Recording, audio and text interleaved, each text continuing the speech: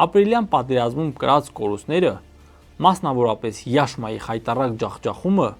լավ դաս եղավ Ադրբեջանի զինված ուժերի համար։ Քանի որ Ադրբեջանը համարվում է բռնապետական երկիր, նրանք հրապարակավ չէին կարող ընդունել էլիտար ստորաբաժանումների ձախողումը։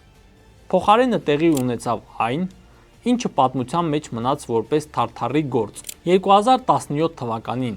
ապրիլյանից մեկ տարի անց Ադրբեջանի ուժային կառույցները սկսեցին զանգվածային ձերբակալություններ բանակում։ Հարյուրավոր զինվորականների մեղադրեցին իբրև հայկական հետախուզության հետ համագործակցելու և դավաճանության մեջ։ Ձերբակալվածները ենթարկվում էին դաժան խոշտանգումների,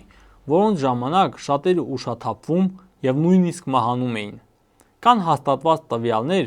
առնվազն 10-ից 11 սպանված զինվորականի մասին, որոնք մահացել են հենց խոշտանգումներից։ Շատ վերլուծաբաններ համոզված են, որ սա արվեց 2016-ի ձախողումների մեղքը ստորին և միջին օղակների սպաների վրա բարդելու և բանակում զտումներ անելու համար։